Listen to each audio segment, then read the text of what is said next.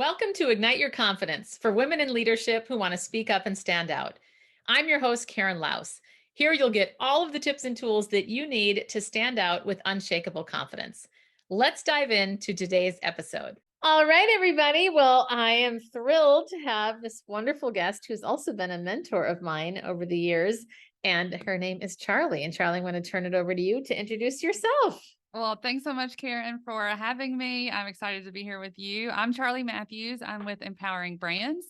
We are a digital media marketing services company, but we also have these amazing events. So, Empowering Women in Industry and now Empowering Pumps in Industry Conference. So, I really am liking events. I love bringing people together, connecting them, and helping us develop and kind of into our best selves. That's kind of what I like to do on a daily basis. So, yeah, Karen, thank you for calling me a mentor. That's always just an honor. And back at you, we've learned so much from each other, and I think that that's where the magic is. Yes. Well, you're such a brilliant connector. That's the thing that stands out to me about you. And I remember when I don't even know how we initially got connected. And I was thinking, I'm not really in the industry that you are, but if we think about industry as leadership and empowerment, we're definitely in the same place. That's right. But what I recall so much and what I've seen as demonstrated by you is how beautiful you are at connecting people and empowering them. I mean, you truly live out your brand's name. Yes, I love that. I remember actually like Googling it and looking in the Webster dictionary or whatever and empowering the power and authority to do something, to help people do something. I'm like, yes, how did I pick that so brilliantly, right? Because I believe that. That's what I do try to do. I have 3 children, so I'm constantly trying to empower them to accomplish things. But when I think about, how we've connected each other, these women at events where I met you, and I can see them online interacting or different projects or podcasts even, that really does kind of make my heart happy to see like, okay, we are connecting them and they're able to accomplish that next step by taking that connection and seeing how they can work together to accomplish both people's goals. So, yeah, very rewarding business that empowerment is. Yes, it sure is. Well, and particularly in a male dominated field. And although it is funny, somebody recently said, well, isn't the whole world dominated by men? I do say that all industries at the top are male dominated, so that is Yes, true. I know. It's oh goodness. Well, we're working towards changing that. So, what I would love to hear a little bit more of is how do you stay confident in a male dominated industry? How do you power maybe an example of where you've empowered someone or even yourself? Yeah, well, if I think about leadership, you do have to start with yourself. And I would say that it's not easy. It has been challenging at times. And I think it comes in seasons and kind of how your life is in general. We doubt each other, or, we doubt ourselves. And really, I think going into a male dominated space, if you choose one of those traditional fields that is going to be that way, you really want to be there, right? You really are passionate about your career, and so you're working hard. You may not even notice that it's male dominated if you're just trying to kind of come out of college and do your job, which is what I did. I worked 10 years without even paying attention to that, right? I was just trying to do my job. And then you start to feel like you're trying to maybe push boundaries or create change or innovation, and you kind of hit these roadblocks some of the times in these industries, and then you turn inward and you're like, is it me? Is it because I'm young? Is it because I'm a girl? Is it because I'm not an engineer? Whatever it is, in these spaces that make us lose our confidence in, and that's that internal dialogue that we have a lot of the times. Now there are some definite problems out there that need to be fixed. There's definitely harassment in all of these different areas. There's definitely power struggles. There's all these things that we have to learn how to deal with, and we have to put systems in place to allow for inappropriate behavior to be taken care of. But what we can do for ourselves in male dominated spaces is to make sure we know why we're showing up there. right? Why, Mhm. why do we want to be in this career? What purpose are we trying to make? And what are our values?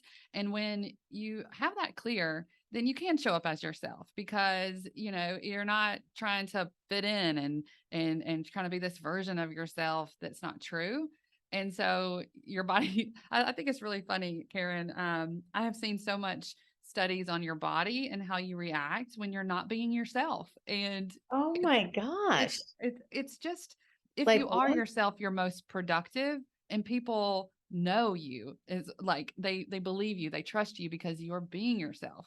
And so the opposite, if I think about that, is that if we aren't being ourselves and people know it, except we don't know that they know it, that's a Mhm. disadvantage for us, right? And so all I can say is if we can show up in these spaces as ourselves, people are going to recognize that and trust us more and promote us more because we are showing up as the person that we want to be on the job. Yeah, oh, it's so well said. I think specifically one of the things that is so important to me is about that alignment because that's one of the reasons why I left my corporate job is because my expertise is all around communication and I can teach anybody to come across as more confident, but how many of us may come across that way but are having all these feelings inside and And it that's affects your body, Karen. It affects your body when you are wrestling with how to perform at these high levels. This is what you really want. You want success. You want to be here in these spaces, but you aren't allowing yourself for whatever reason. And that does take some work, y'all. If you don't know those roadblocks or that, your subconscious is telling you things that are just false, really. A lot of the times we are telling ourselves and standing in our own way the things that we don't actually believe. And so right. grounding ourselves, understanding our values, what's important to us, and kind of looking at that career role is, do I want to be here? And why do I want to be here? And where do I want to go next? And really talking through that and understanding for yourself, then you can make decisions that affect a team. You can make, bigger decisions that make, really help and support that company. But I love to bring this back to home life. Anytime I talk about this is because when I found out, so I have 3 children, like I said, and I'm trying to do everything myself, right? I'm trying to be the worker mom, and do all the things. And I just remember people asking me, that I look back, would you like me to take your kid to, this sporting thing or this, parents meeting, whatever it is? People were offering me help the whole time. And I was like, no, I got it. I got it. Uh, I got it. And there's part of me that there were certain things that weren't as important to me, but I felt like I had to do them because society or that company or whatever said, this is how you need to show up. And mm, once I got clear with, okay, these are the things that I want to be there for my family for. And these are the things that, okay, somebody else could step in and do this for them. I'm okay with that. And then I got to make sure I got to make, I guess I got to know what my real expectations for myself was, like what I really wanted to show up for myself and make that decision. Then mm. it doesn't feel like the whole world is like on you because you've made a decision, it was yours, and therefore you can stand in that and there's peace in that, right? So if you miss this meeting, it's okay because that's not a meeting that you actually wanted to, to be a part of. Or if you had to say no to a meeting, let me clarify. You don't want to just miss a meeting that you said you were going to be at. But if making choices in which direction you take your business, I could sign up for something to talk about empowering women every day, right? Because that's part of my mission and I feel in Mhm. alignment. I would miss a ball game to go to an empowering women event. That is in alignment with me. And I would ask my kids for forgiveness. Yes, I would. But it's kind of like what is important for you. And if you're walking in that, you do make those decisions and you feel good about them because Mm. they're your decisions. They're not forced by somebody else. And that I think gives us a lot of peace in our body, a lot of peaceful Yeah. energy. Yeah, absolutely. Well, a couple things. There's so much I want to say. Like, which one do I choose? But talk about, you mentioned statistics about your body, and you've brought that up a few times now. And I would love to hear more about that. Well, I was trying to figure out what was going on with my body. I had open heart surgery about a year and a half ago, but before that, because that was a birth defect, and that was, I guess, probably enhanced by stress. But before that, I was trying to figure out why I wasn't able to function at the high level that I wanted to be. Had fatigue, and so I did all the things that you kind of think about, right? You start drinking more water, you exercise, you know, check your levels at the doctor, all these things. But the part that helped me the most, and this was through a training, was when you understand the state that your body is in. So we did this program where it's like, okay, when you get like upset at work, okay, kind of think about that. What's causing you to be upset? Is it a certain person? Is it a certain task? What are these things? And then try to listen to what your mind is telling you, right? So there is a sense of understanding your body and when it's upset. For me, that was really huge. And I don't have the stats on this, but I could definitely get y'all some stats on this through our leadership launchpad. That's okay. But there's what I've learned, and that is if you can calculate the same things that are upsetting your body, and you can kind of figure out what that root cause is, then that other stuff, your blood pressure goes down, your fight and flight goes down, your ability to think better is easier because you're not in those like high stressful, your body is not in a high stressful mode because of your mindset. And so let's say this person interrupts you every single time in a meeting, right? It's driving you crazy. You are so upset about this. But then, and it's a gentleman, we'll say, and then you go and you are out with your girlfriends. There's about 5 of them, and they're just constantly interrupting each other, constantly interrupting you, and it does not affect you in the same way. And that, I think, is very telling because nobody wants to be interrupted, honestly. But why does it upset you so much if it's in that setting with a lot of different gentlemen or one particular person, right? It could even Yeah. not be a gentleman, right?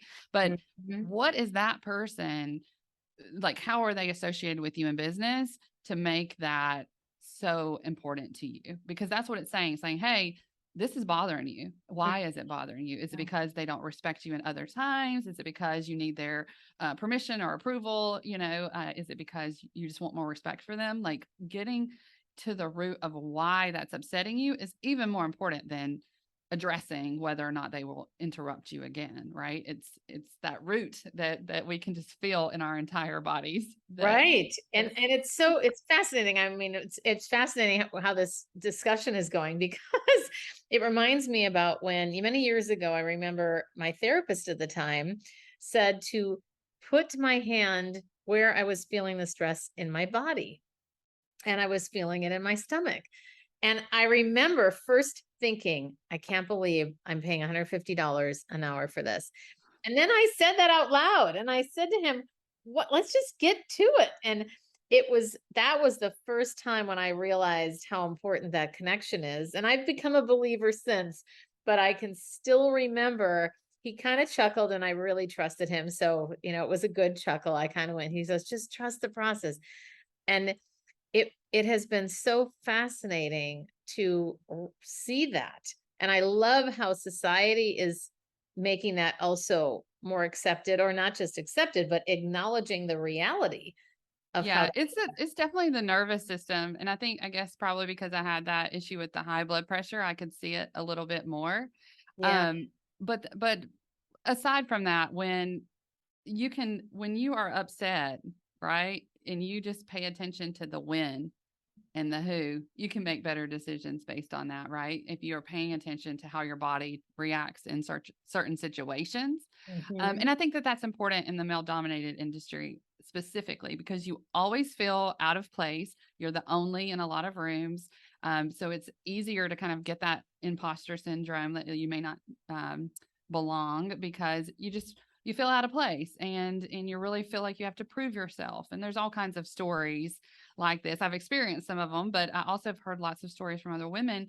And so there's an extra pressure. And Yeah. so being able to ground ourselves, knowing we're going into that maybe uncomfortable space and making sure that we know what is true versus what we're telling ourselves to be able to stand in that room. And so the other thing about kind of public speaking, we both like to speak. I I love to get on the stage, but in my past, when I would start to go up the steps, my blood pressure would go up, my heart rate starts, like everything. Most people who have had any type of speaking experience, their throat starts closing up. There's all these symptoms that happen. And it's because there's a fear there. There's a physical reaction that your body is trying to keep you to be safe. But the other side of that is if it's what you're telling yourself, right? We're telling ourselves that this is scary. We're telling ourselves that this is very important, that this is, an end all be all, of who we are. But if we shift that and say, okay, I'm getting a little nervous. That means it's go time. Let's go show them what we got. And, and you turn that into a motivator, an energy producer for your presentation versus an attack. Just that mind shift is going to calm your body down, and you're going to be able to, not have those quite as extreme symptoms, I'll call it. And I think that that's it. It's just paying attention to that and making sure that you have the routine that you do that helps you to be confident in those situations. Yeah, absolutely. And I love that. I love the channeling it differently. And I also find it just fascinating that there is no difference physiologically between fear and excitement. So that whole concept of I'm so excited to get up and speak, even if we don't feel that way, That's is right. something that's so important. So Gotta tell ourselves that we're ready to yes, go. that's right. Exactly. Well, I'm really curious to hear something because I have not had this personal experience, but I've been talking to more women that have. And I want to ask you if you've experienced this or if you know people that have had this experience where especially in male dominated industries and thinking now specifically about women that have made it to leadership roles. I have heard from some of my friends that women can actually be the worse than men where they've made it to a certain level and so they don't want to support someone else because they want to stay at the top and they feel threatened perhaps by someone. So I'm wondering if you could speak to that a little bit. Yes, it's definitely out there. The one thing that bothers me probably more is saying things like, I don't want to play the woman card, or, not wanting to be a role model for others because, you managed to get to this level by hard work and I had to do it the hard way. So maybe they have to do it the hard way too. So I'm not going to put myself out there to kind of help other women. And so I don't agree with that. Right. I do believe that women, even myself, which has had to struggle along the way to get to where I am, is we don't want everybody else to have to do that, right? We want them to, yes, have to work hard, but not to do the things that are just damaging to us, right? It's either damaging to our confidence, damaging to the industry because it's taking so much longer to get females in the right roles because we're not giving them the guidance. So there's a lot of different reasons to why we should empower other women. But yeah, there are women at the top that do that, and I challenge myself to notice that in someone and try to address it. But I think that is a personal. I mean, I can't fix that for somebody else, right? You can Right. only talk to them about it, or then opt out of having that discussion. But you can do things even if you're not talking to them about it, right? You can lead where you are. And Mhm. so sometimes it's really great to have a woman role model, but if that person is one of those tough bosses that you're going to be extra tough on you because I want to help you grow, if you never stand up and talk to them about that and like, actually, I really want to have a truthful conversation with you and go through this, Yeah. they're not going to know, and you're not going to know if they are just going to continue on being that, and discount your requests or how it's making you react within business. And I would say the other thing is, when we're looking at things like that, if it's not affecting your work, your day-to-day work, then don't let it get in your way. Mm. But if it is, if it affects you being able to show up as yourself, then you have to address it. Mm. So Mm. these women that um, aren't pulling people along, we can either talk to them or we're not. But if we know that we need help, then we need to go outside and get help from a woman or another mentor within the company, right? It could be anyone. But I do think women should have women mentors and role models. And if they can't get that in their business, they should go outside of the business to get that. Mhm. Because it's important. It's important to see how you can engage and work together as a team. And when you hit that wall and you're upset about it and you can tell that you don't have any support from that leadership person, then you're going to want to make a change. You're going to want to make a change by talking to them and seeing like can they hear you for one, like do you Right. say the things that I need, or you're going to have to build up leadership skills within yourself. And I think that we've talked about this a little bit. How do you really fix that? It's like get them in the room with other leaders versus Mhm. like come at them directly. It's more like by association with other leaders, can they get better themselves, as a reflection of, okay, what are they doing that stands in their way, right? Yeah. Yeah. Yeah, absolutely.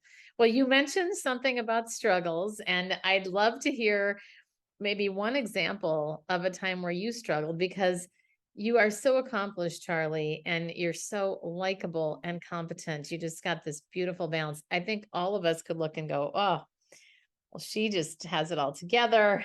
And Well, I I do should not. I have have it all anything. together. I do have so there's a lot. It's hard to like pick one struggle, right? I know. But there is the, there's the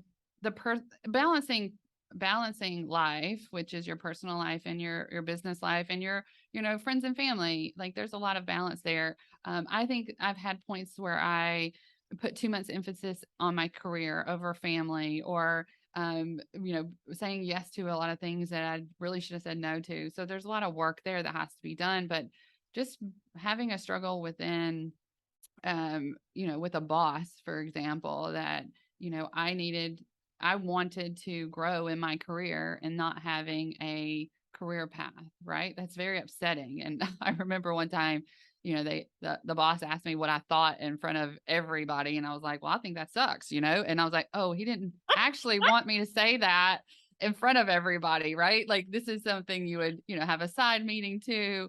But then that didn't set me up for success. So there's Right. things that But I you had said to that? learn. You said that, I Oh, think it I sucks? did. Went on to be like, this is we say we're going to do something, we should do it. I thought we stood for integrity, and like it was not something that I recommend people saying, but I still Oh, would have meant it no. in Yes. a one-on-one meeting. I would have said, this is not something that I want to, go back to my clients with, with not the truth, basically. Right. And so I think that there's struggles like that are power struggles. So like if I was trying to lead in an organization and, you know, I'm not at that level of a member, or I'm not the boss, right? But I still want to lead. And so I had a lot of challenges with that. And I will tell you that the only way that you can be successful in that is to learn about yourself and what you can do to, okay, this is a non-negotiable here, right?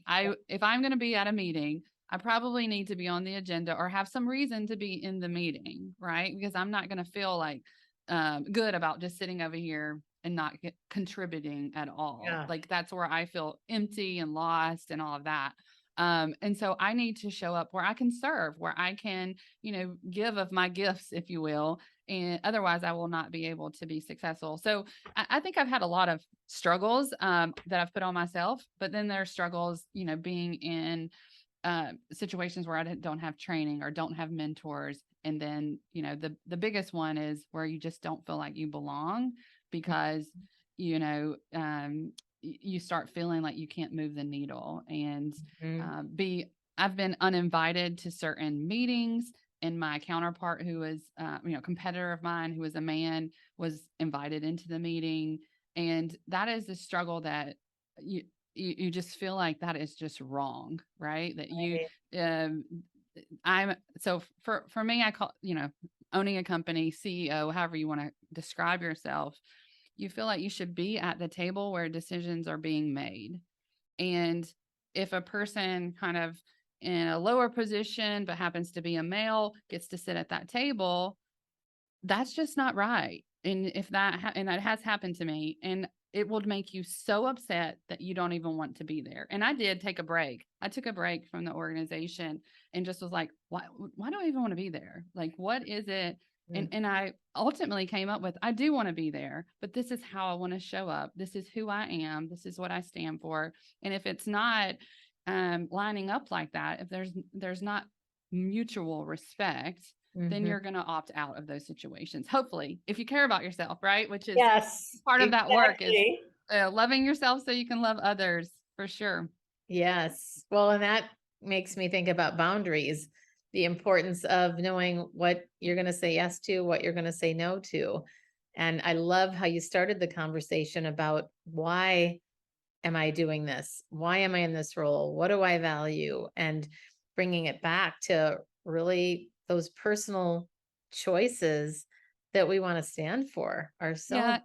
And if you do that, and sometimes you show up places and insert value in a certain area to an Mhm. organization, but don't give your whole self, right? You're like, okay, I'm going to show up for this particular thing. I'm going to do it for this part of my business or whatever, but I'm not going to base my value from what they think of me in this particular. But I do want to show up for this. This is something important to me and my company, but I'm not going to take my whole worth based on that. Now, there's some things that I would put my whole worth in, which is empowering women, right? Like I can show Right. up to that, and like my whole life, I have been being placed in these different situations, so I can have empathy for people, and I can, you know, I would put, I'd put my whole self on, okay, I'm supposed to be empowering women. And Mhm. so if I, got up there and just flaked out or something, that would feel terrible, right? That would be one of the worst feelings, or,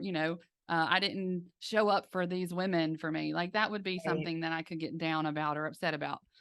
Not these other things, right? Like not these other lists that you can kind of go on about that's just not quite as important enough. I put my family up there too, right? As something that you want to show up for. And if you didn't, then it would make sense for you to have a negative reaction. Right. But there's Right. some things at work that don't deserve that negative reaction, right? Yeah. Exactly. That's so true. Well, what have I asked you that you want to answer or that you want to share? Yeah.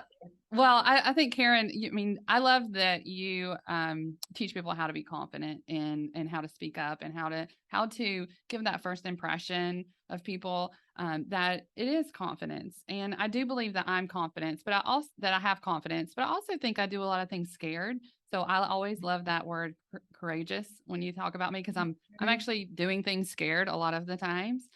And I think to be confident, we actually have to prove it to ourselves a little bit. So if there's something that we want to do, and kind of use that word, be intentional about it, then we have to take action. We have to prove it to ourselves, right? Yeah. Just like the little, for me, one of the things told myself was, I couldn't read from way back. And I can read. I read every day, and I actually had to say that to myself, and to read off a script and read in front of people. It was because I Oh, had something from my childhood that said, I'm not the smartest. I can't read, the best in front of, oh, and finding that out, it was literally a one day, I can read. I read all the time, and just read off this paper in this group. And I think that's one of those things that sticks with me about what we tell ourselves, and how, understanding confidence is about action.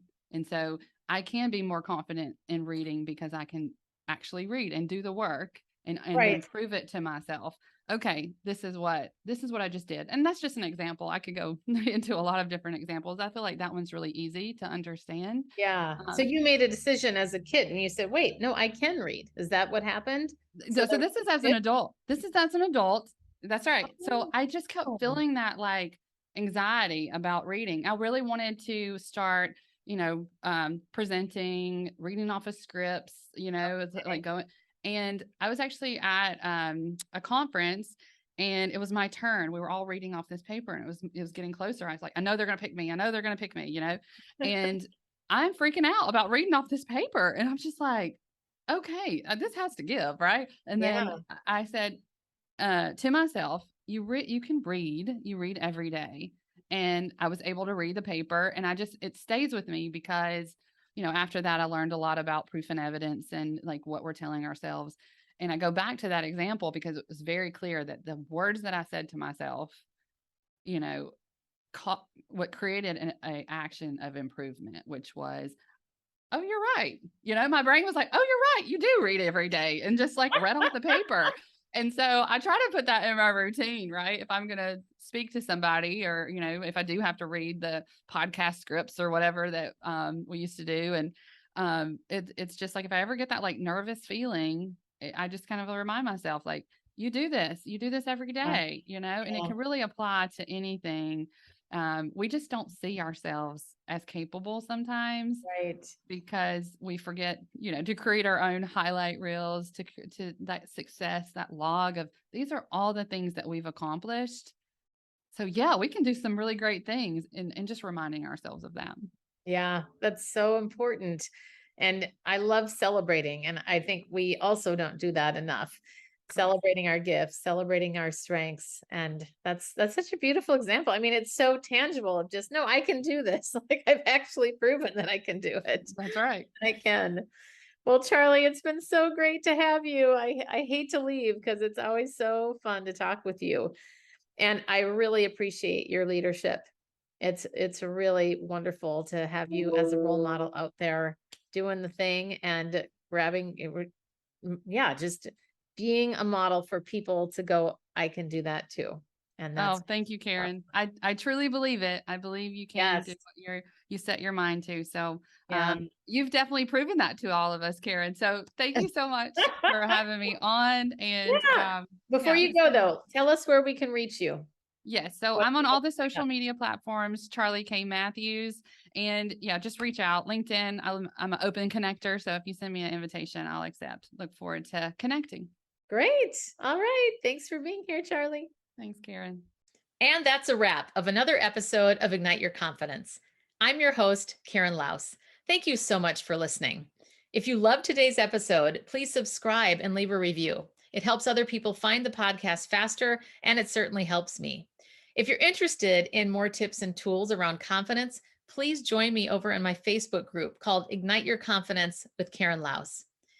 Remember, you too can stand out with unshakable confidence.